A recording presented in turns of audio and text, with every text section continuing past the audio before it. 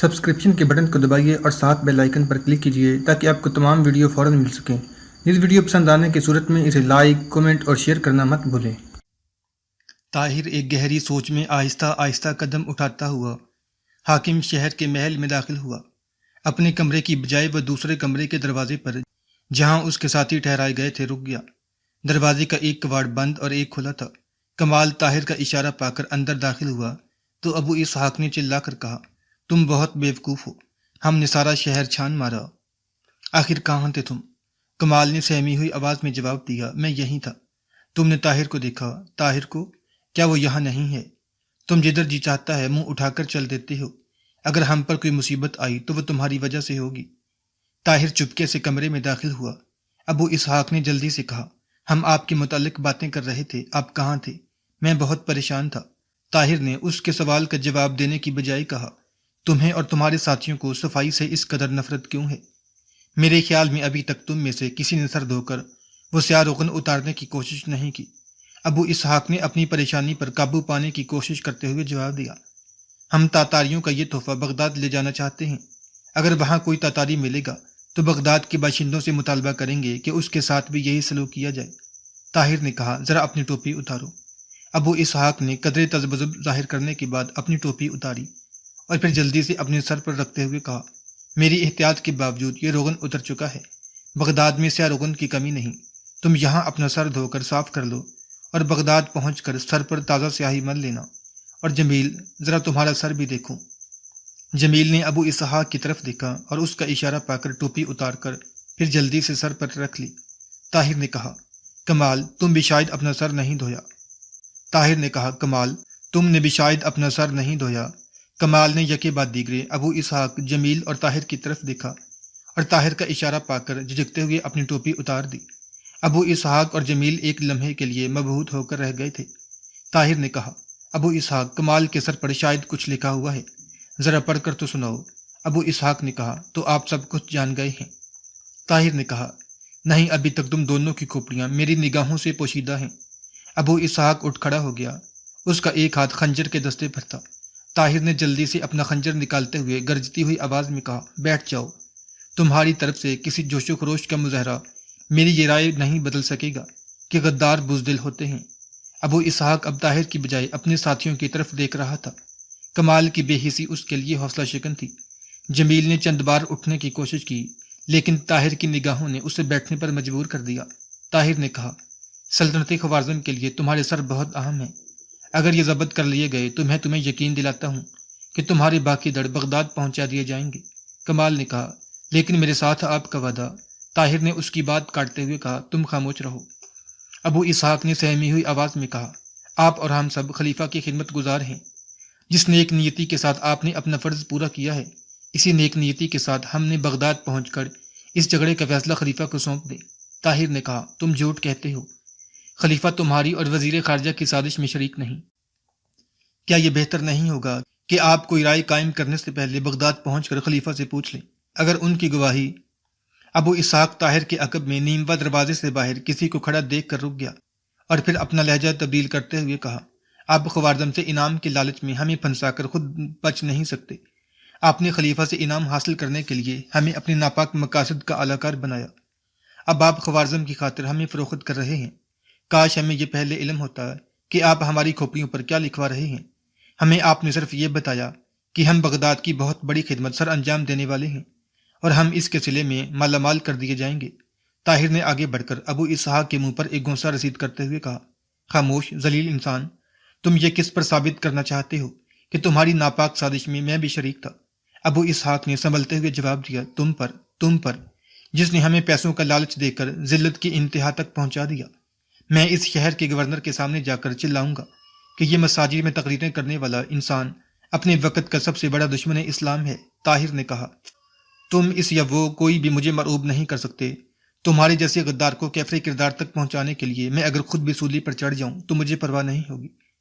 کمرے کا دروازہ کھلا اور شہر کا گورنر چند نوکروں کے ہمراہ اندر داخل ہوا۔ ان سب کو حراست میں لے لو، گورنر یہ کہتے ہوئے طاہر سے مخاطب ہوا، میں آپ کی گفتگو سن چکا ہوں، یقین کیجیے ان سب باتوں کے باوجود مجھے آپ کے متعلق اپنی رائے بدلتے ہوئے دکھ ہوتا ہے، تاہم آپ کچھ عرصہ نظر بند رہنے پر مجبور ہوں گے۔ طاہر نے کہا، تو اسحاق نے اپنا لہجہ آپ کو دروازے کے پیچھے کھڑے دیکھ کر تبدیل کیا تھا۔ مجھے آپ جہاں چاہیں لے جا سکتے ہیں، لیکن میرے متعلق کوئی رائے قائم کرنے سے پہلے آپ مجھے کچھ کہنے کا موقع دیں۔ اگر آپ اپنے ساتھیوں کے الزامات کی تردید کر سکیں تو مجھے یقیناً ایک روحانی مسرت ہوگی، لیکن ایسے سنگین مقدمے کا فیصلہ فوقند کے حاکم اعلیٰ صادر فرما سکیں گے۔ عامل شہر نے اپنے ساتھیوں کو حکم دیا کہ وہ طاہر کے ساتھیوں کو بیڑیاں پہنا دیں اور طاہر کو ساتھ لے کر دوسرے کمرے میں چلا گیا۔ طاہر کا طویل بیان سننے کے بعد اس نے کمال کو پیش کرنے کا حکم دیا اور اسے چند سوال پوچھنے کے بعد طاہر سے مخاطب ہو کر کہا، جہاں تک میرا تعلق ہے آپ کے بارے میں شبہات بہت حد تک دور ہو چکے ہیں، لیکن میں پہلے عرض کر چکا ہوں کہ حاکم اعلیٰ کے احکامات حاصل کیے بغیر میں کوئی فیصلہ نہیں کر سکتا۔ میں آج ہی ان کے پاس اپنا ایلچی روانہ کر رہا ہوں۔ آپ کے ساتھ اتنی رعایت کر سکتا ہوں کہ آپ کو بیڑیاں نہ پہنائی جائیں، لیکن آپ کو قلعے میں نظر بند رکھنے پر مجبور ہوں۔ آپ کے ساتھیوں کو ان کے سروں کا معائنہ کرنے کے بعد قید خانے میں بھیجا جائے گا۔ شام کے وقت گورنر کا ایلچی فوقند کے حاکم اعلیٰ کے پاس اس شہر کے عامل کا پیغام لے کر روانہ ہو چکا تھا۔ حاکم شہر نے اپنے مکتوب میں ملزم کی وکالت کے الزام سے بچنے کی کوشش کرتے ہوئے اس کی معصومیت کا اعتراف کیا تھا۔ قریباً 1.5 ہفتہ کی نظر بندی کے بعد طاہر کو چند سپاہی تلواروں کے پہرے میں عامل شہر کے پاس لے آئے اور اس نے طاہر کو بتایا کہ فوقند کے حاکم اعلیٰ تیمور ملک کا جواب آ گیا ہے، آپ کو وہاں جانا پڑے گا۔ اور میرے ساتھی حاکم شہر نے جواب دیا، وہ بہت دور جا چکے ہیں۔ آپ کا مطلب؟ میرا مطلب یہ ہے کہ تیمور ملک نے ان کی بجائے ان کے سروں کا مطالبہ کیا تھا اور میں اس کے حکم کی تعمیل پر مجبور تھا۔ نہیں، آپ جلد بازی سے کام نہ لیں۔ بغداد میں اس سازش کے تمام بانیوں کو پکڑنے کے لیے ان کا زندہ رہنا ضروری ہے۔ میں کہہ چکا ہوں کہ میں اس حکم کی تعمیل کر چکا ہوں، لیکن کمال اور شاہد جمیل بھی اس سزا کا مستحق نہ تھا۔ میں ان کے بدلے اپنے سر کٹوانے کو تیار نہ تھا، اور اس کے علاوہ آپ کی بھلائی بھی اسی میں تھی۔ آپ خامخواہ اپنے ساتھیوں کو صفائی پیش کرنے اور تیمور ملک آنکھوں سے دیکھنے کے بعد کانوں کی تصدیق کی ضرورت محسوس کرنے کا عادی نہیں۔ اور اگر آپ کا یہ خیال ہے کہ کمال آپ کی صفائی پیش کر سکتا تھا تو اس کی کمی میں نے پوری کر دی ہے۔ میں نے تیمور ملک کو دوسرا خط لکھ دیا ہے۔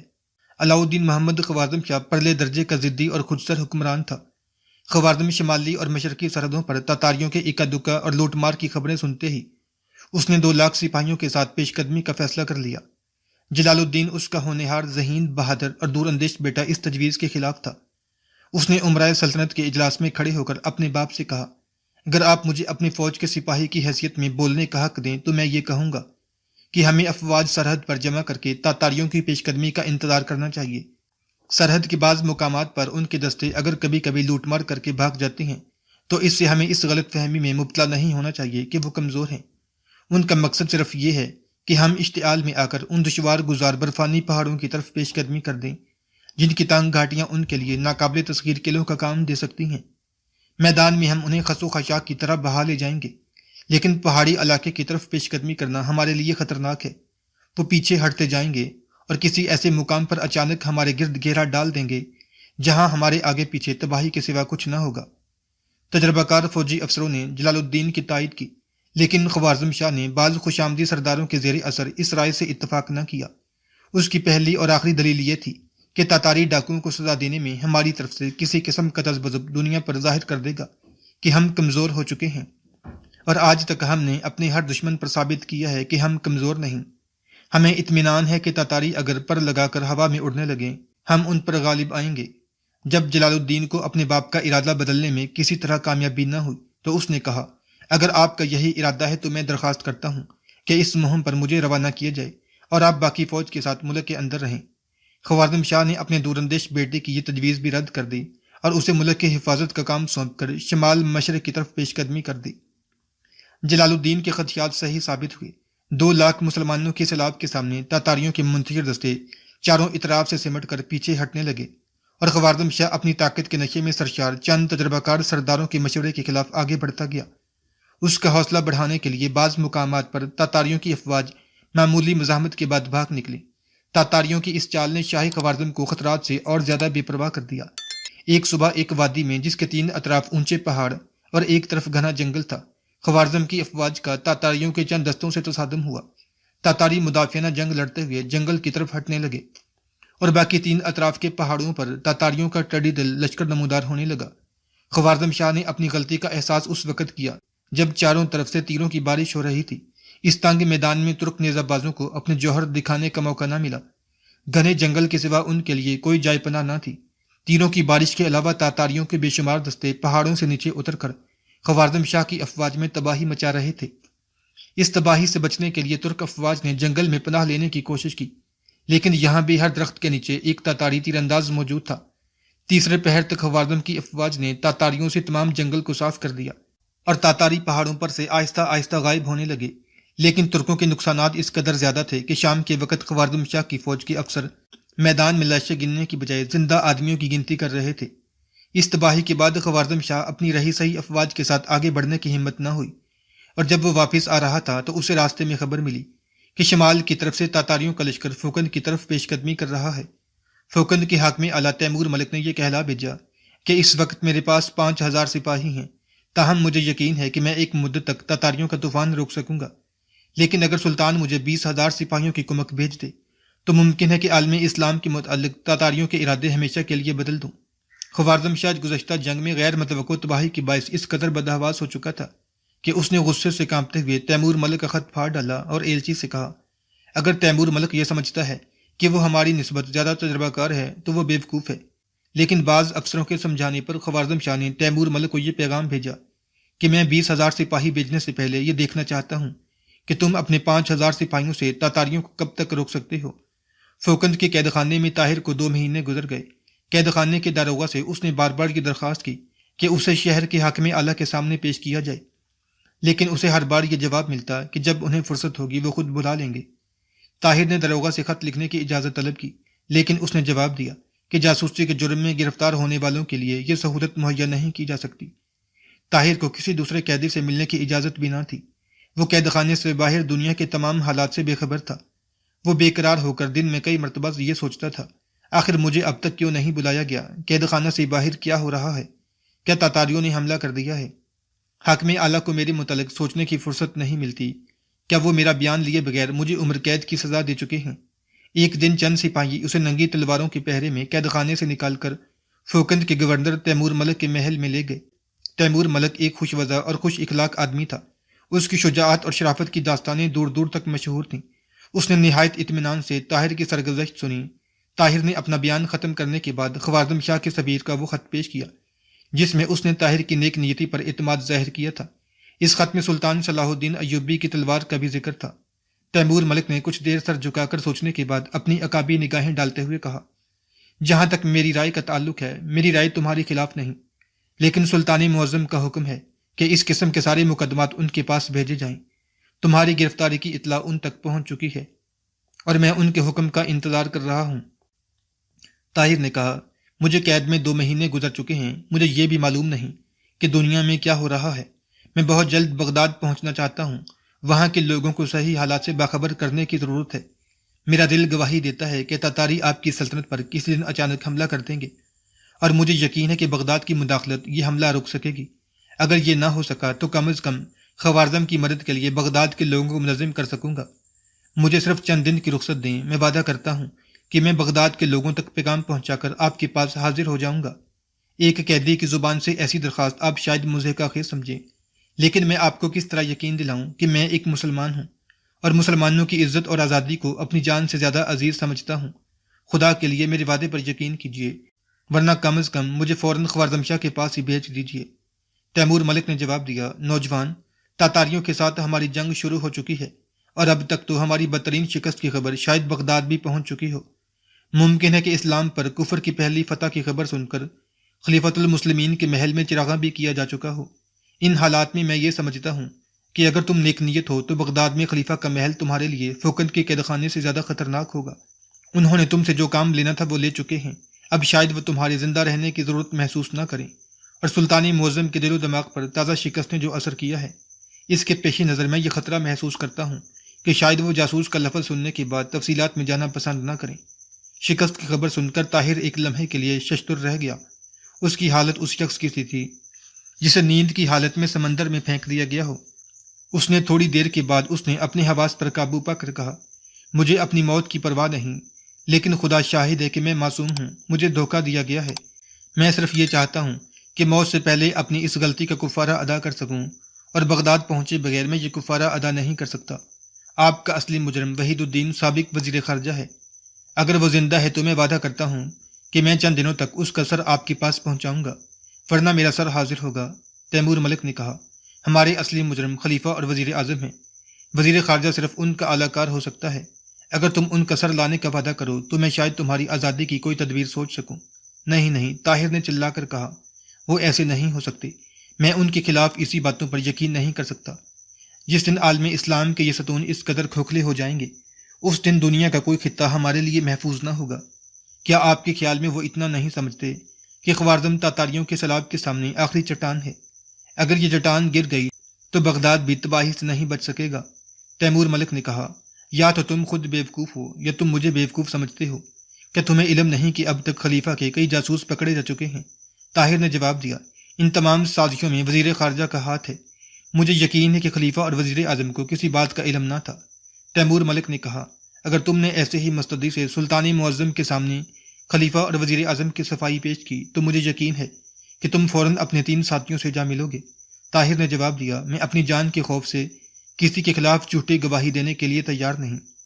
تیمور ملک اس کے جواب میں کچھ کہنا چاہتا تھا، لیکن ایک فوجی افسر نے اندر آ کر اطلاع کی کہ سلطانی معظم کا ایلچی ملاقات کی اجازت چاہتا ہے۔ تھوڑی دیر میں ایک ترک افسر اندر داخل ہوا اور اس نے تیمور ملک کو ایک خط پیش کیا۔ تیمور ملک نے خط پڑھنے کے بعد پہلے ایلچی اور پھر طاہر کی طرف دیکھا اور انتہائی مغموم آواز میں کہا، تمہارے متعلق سلطانی معظم کا حکم آ گیا ہے۔ مجھے افسوس ہے کہ اب میرے بس میں کچھ نہیں، تم یہ پڑھ سکتے ہو۔ تیمور ملک نے خط طاہر کی طرف بڑھا دیا، لیکن اس نے آگے بڑھ کر خط لینے کی بجائے کہا، اس خط کی تحریر میں آپ کے چہرے سے پڑھ سکتا ہوں۔ میں صرف یہ پوچھنا چاہتا ہوں کہ میں کب تک زندہ ہوں؟ کل تک۔ تیمور ملک نے یہ کہہ کر سر جھکا لیا۔ طاہر کے چہرے پر ایک دردناک مسکراہٹ نمودار ہوئی۔ تیمور ملک نے تھوڑی دیر بعد گردن اوپر اٹھائی۔ وہ منہ سے کچھ نہ کہہ سکا، لیکن اس کی نگاہیں یہ کہہ رہی تھیں، نوجوان، مجھے تمہارے ساتھ ہمدردی ہے، لیکن میں بے بس ہوں۔ طاہر نے کہا، اگر یہ فیصلہ آخری ہے تو کیا میں ایک باعزت موت کی توقع رکھ سکتا ہوں؟ تیمور ملک نے جواب دیا، سلطانی معظم کا حکم ہے کہ تمہیں لوگوں کے سامنے پھانسی پر لٹکایا جائے۔ تیمور ملک کوئی اور بات کیے بغیر اٹھ کر محل کے دوسرے کمرے میں چلا گیا۔ طاہر کو ننگی تلواروں کے پہرے سے محل سے باہر نکالا گیا۔ دروازے کی سیڑھیوں کے نیچے لوگوں کا ایک ہجوم کھڑا تھا۔ لوگ طاہر کو دیکھتے ہی انتقامی جذبے کے تحت نعرے لگانے لگے، قوم کا غدار، خلیفہ کا جاسوس، دشمن اسلام، پکڑ لو، مار ڈالو۔ سپاہی ہجوم کا اشتعال دیکھ کر دروازے میں رک گئے۔ ہجوم میں سے چند نوجوان نکل کر سیڑھیوں پر چڑھنے لگے، لیکن سپاہیوں نے انہیں تلواروں اور نیزوں سے ڈرا کر دمکا کر روک دیا۔ تاہم ہجوم کا اشتعال ہر لہجہ بڑھ رہا تھا۔ کسی نے پتھر پھینکا، لیکن یہ پتھر طاہر کو لگنے کی بجائے ایک سپاہی کے ماتھے پر لگا اور وہ دونوں ہاتھوں میں سر دبا کر بیٹھ گیا۔ چند اور پتھر اور 3-4 سپاہی زخمی ہو گئے۔ ایک فوجی افسر نے آگے بڑھ کر یہ کہنے کی کوشش کی کہ اس کی موت کا حکم صادر ہو چکا ہے، لیکن اس کی آواز لوگوں کے نعروں میں دب گئی۔ لیکن ایک پتھر کھانے کے بعد اس نے چلا کر کہا، قیدی کو محل میں واپس لے جاؤ اور دروازہ بند کر دو۔